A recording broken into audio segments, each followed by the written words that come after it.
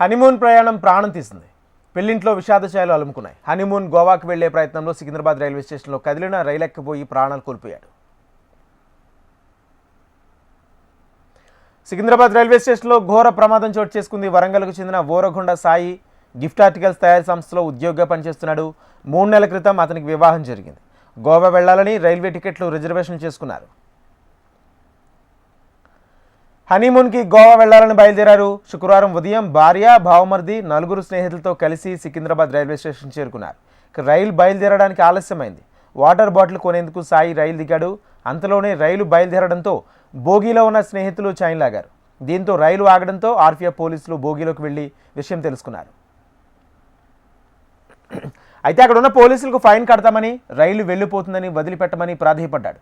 ఇంతలోనే రైలు కదలడంతో వేగంగా వెళ్లి రైలు ఎక్కేందుకు ప్రయత్నించిన సాయి ప్రమాదవశాత్తు కాలు జారి రైలు ప్లాట్ఫామ్ మధ్యలో పడిపోయి తీవ్రంగా గాయపడ్డాడు. వెంటనే అతన్ని ప్రైవేట్ ఆసుపత్రికి తరలించి చికిత్స పొందుతూ మృతి చెందాడు. పోలీసులు మృతదేహాన్ని మార్చురీకి తరలించి కేసు నమోదు చేసి దర్యాప్తు చేస్తున్నారు.